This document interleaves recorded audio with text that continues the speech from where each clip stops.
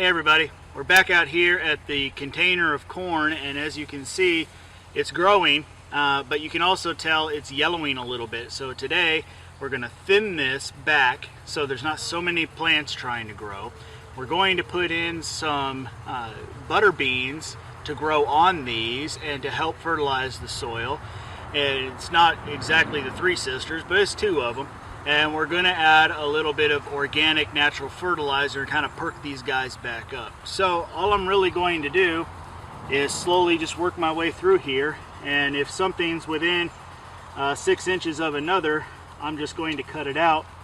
And we'll take these clippings and give them to the chickens. So in the end of the day, we don't really lose anything.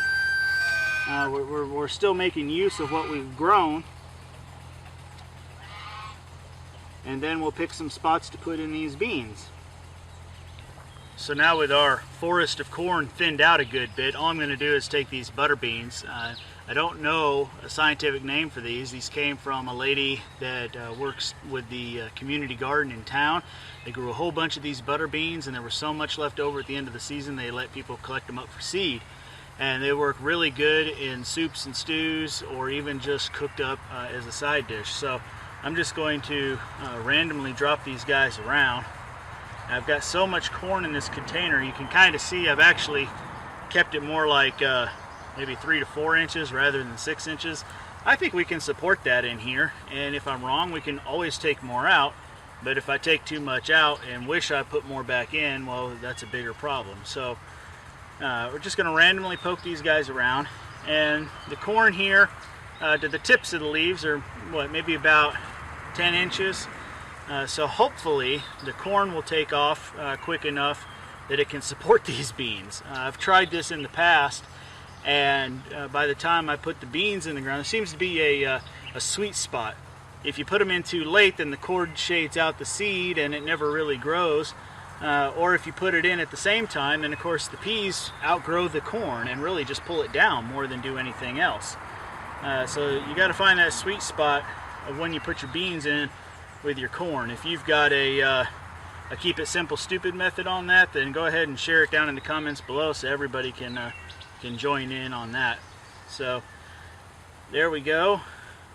I'm just trying to use up all of these beans. I don't want to keep them around. I've had them for 2 seasons already, and I don't want to lose them just by storing them for too long. So there we go.